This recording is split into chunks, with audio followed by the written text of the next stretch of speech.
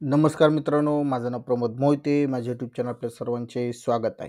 आजच्या व्हिडिओमध्ये आपण पाहणार आहोत TDSचे रेट काय आहेत आणि कोणत्या नेचर ऑफ पेमेंटला, म्हणजेच तुम्ही जर एखाद्या व्यक्तीला पेमेंट करत असाल, त्याचं nature of payment profession tax असेल, रेंट असेल, तर त्याच्यावर TDS किती लागला पाहिजे किंवा त्याची किती लिमिट आहे की त्याच्या लिमिटनंतरनं तुम्हाला टॅक्स किंवा TDS कट करावा लागतो. तर ह्या व्हिडिओमध्ये आपण संपूर्ण माहिती पाहणार आहोत. तत्पूर्वी तुम्ही माझ्या चॅनलला सबस्क्राईब केलं नसेल तर सबस्क्राईब करून घ्या आणि त्याचबरोबर बेल आयकॉन पण ऑन करा, जेणेकरून तुम्हाला जेव्हा आपण व्हिडिओ अपलोड करेल किंवा नवीन व्हिडिओ अपलोड करेल तेव्हा तुम्हाला नोटिफिकेशन येईल. तर जास्त न बघता आपण व्हिडिओला सुरुवात करूया. तर सर्वप्रथम तुम्ही बघू शकता इथं मी असे कॉलम केलेले आहेत. एक सेक्शन आहे, त्या सेक्शनच्या अंडर आपल्याला TDS कट करायचा असतो. त्याचबरोबर नेचर ऑफ पेमेंट म्हणजे तुम्ही कोणत्या प्रकारचं पेमेंट केलेलं आहे त्याचे नेचर ऑफ पेमेंटचा आपण एक शेड्यूल घेतलेला आहे. त्याचबरोबर थ्रेशोल्ड लिमिट काय असणार आहे किंवा त्या जी काही एक पर्टिक्युलर अमाऊंट ठरवलेली आहे गव्हर्नमेंटनं की ती अमाऊंट क्रॉस झाली किंवा ती अमाऊंट दिली तर तुम्हाला TDS कट करणं गरजेचं आहे. त्याचबरोबर दुसरं आपण इंडिव्हिज्युअल ऑब्लिक HUFला किती TDS कट होणार आहे आणि ऑदर म्हणजे इंडिव्हिज्युअल HUF सोडून म्हणजे प्रायव्हेट लिमिटेड असेल, पार्टनरशिप फर्म असेल, जी काही ऑदर एंटिटी असतील त्यामध्ये किती TDS कट होणार आहे आपण हे कॉलम केलेलं आहे. तर फर्स्ट कॉलम आहे 192 म्हणजे आपली सॅलरीचं सेक्शन येतं. सॅलरी नेचर ऑफ पेमेंट जर एका व्यक्तीला सॅलरी दिली असेल तर त्याची थ्रेशोल्ड लिमिट अशी काही डिसाईड नाही आहे. तुम्हाला ते कॅल्क्युलेट करावी लागेल. एखाद्या व्यक्तीचं जर टॅक्सेबल सॅलरी होत असेल तर त्याचा तुम्हाला कम्प्युटेशन बनवून त्याच्यावर किती स्लॅब वाईज रेट लागत आहे किंवा किती टॅक्स लागत आहे त्यानुसार आपल्याला पर मंथ TDS कट करायचं आहे. त्याला स्लॅब रेटनुसार आपल्याला जे काय असेल ते TDS कट करायचं आहे इंडिव्हिज्युअलच्या केसमध्ये.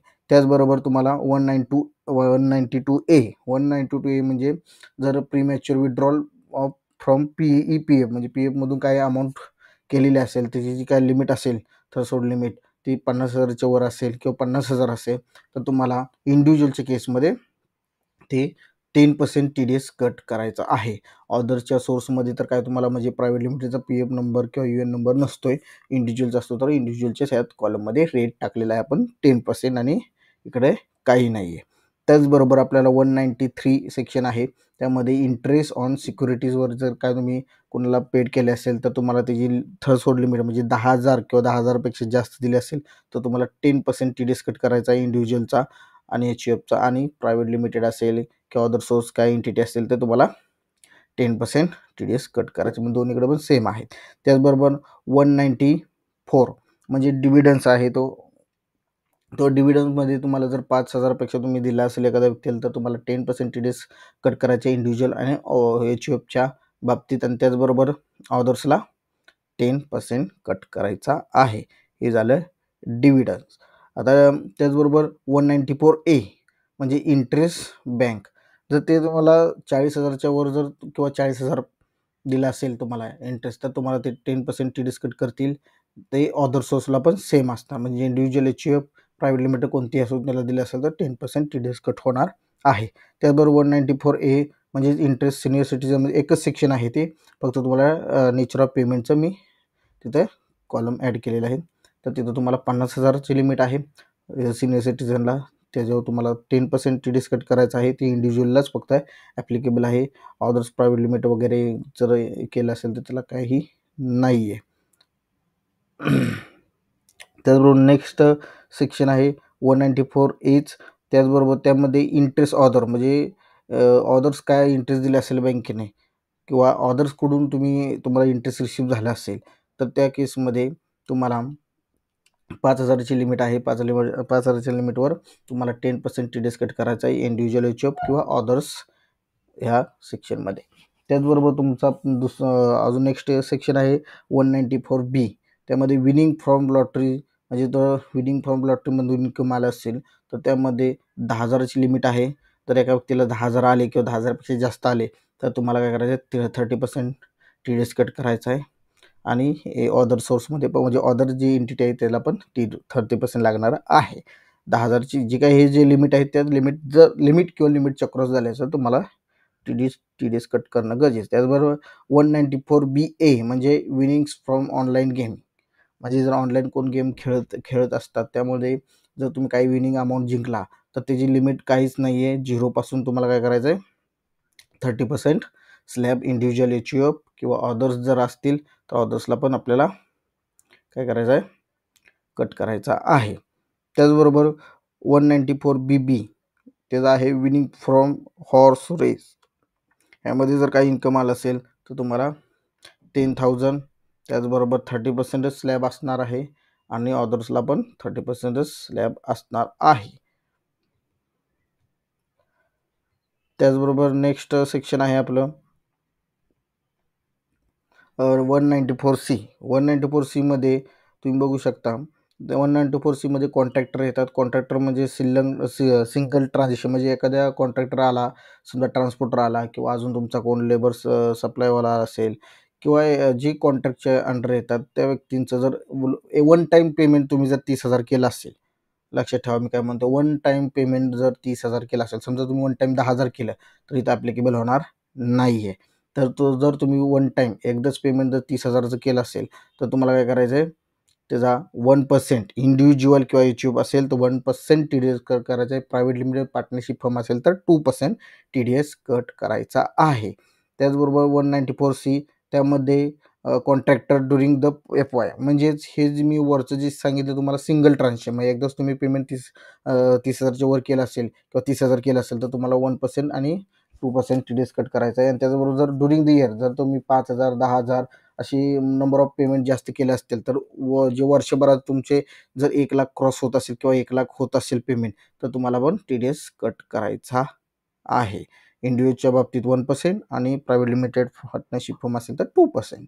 त्याचबरोबर 94C पुन्हा आलेलं आहे ट्रान्सपोर्टर, म्हणजे जर ट्रान्सपोर्टर असेल एखादा व्यक्ती आणि त्याला काय केलेलं आहे, पूर्वीवर याच्या अंडर डिक्लेअर विथ पॅन केलेलं असेल तर त्याला व्यक्तीला काय करायचं नाही, TDS कट करायचा नाही आहे. हे अशा प्रकारे TDS करिता तुम्हाला काहीच येणार नाही किंवा लिमिट काहीच नसणार आहे. त्याचबरोबर 94D म्हणजे इन्शुरन्स कमिशन जर काय आलेलं असेल तर त्या व्यक्तीचा TDS किती करणार आपण, 15,000ची लिमिट असणार आहे.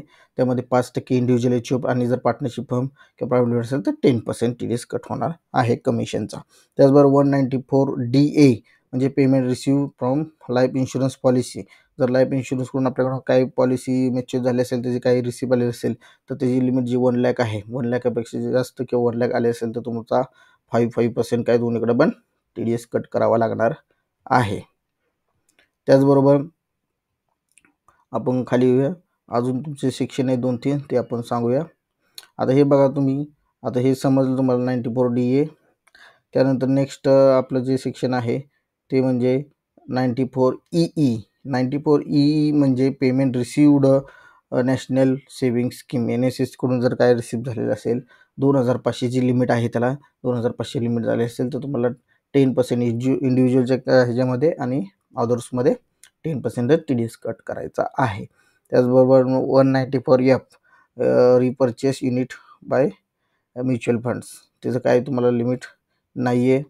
आणि जर त्याचं काय असेल म्हणजे झिरोपासूनच तुम्हाला लागणार आहे तर झिरोपासून काय करणार आहे आपण, 20% आणि 20% हे TDS ॲप्लिकेबल होणार आहे. त्याचबरोबर 194G कमिशन लॉटरी. कमिशनचं जर लॉटरी जी काय आहे त्यातून कमिशन रिसिव्ह झालं असेल तर त्याची 15,000 लिमिट आहे आणि त्याला दोन्हीकडे पण आपल्याला इंडिव्हिज्युअल किंवा प्रायव्हेट लिमिटेड असेल किंवा पार्टनरशिप असेल तर 5% काय करणार आहे, TDS कट करावा लागणार आहे. नेक्स्ट सेक्शन आहे 194H कमिशन ऑब्लिक ब्रोकरेज. जेव्हा येत असेल तर तुम्हाला 15,000ची लिमिट आहे, 15,000 किंवा 15,000 जास्त दिले असेल तर तुम्हाला 5% दोन्हीकडे TDS कट करावा लागणार आहे. त्याचबरोबर 194IA म्हणजेच rent for plant and machinery. जर तुम्ही रेंटवर प्लॅन्ट अँड मशिनरी घेतली असेल तर त्याचं वार्षिक 2,40,000 हे जात असेल, जी काय रेंटची अमाऊंट आहे त्याच्यावर तुम्हाला 2% दोन्ही साईडला पण TDS कट करावा लागणार आहे. नेक्स्ट सेक्शन आहे 194IB.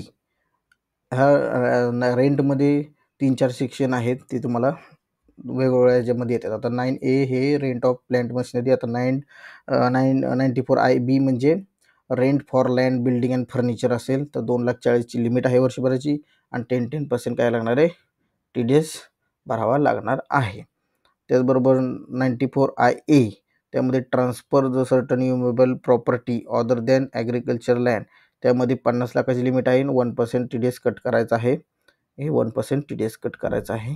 म्हणजे जर तुम्ही ॲग्रिकल्चर किंवा युएमबीएल प्रॉपर्टी आणि अदर दॅन ॲग्रिकल्चर लँड जर काय केली असेल, ट्रान्सफर केली असेल, तर तुम्हाला 50 लाखाची लिमिट आहे. म्हणजे थोडक्यात आपण प्रॉपर्टी घेतली असेल 50 लाखाच्या वर किंवा लँड घेतली असेल 50 लाखाच्या वर, तर तुम्हाला 1% TDS कट करायचा आहे.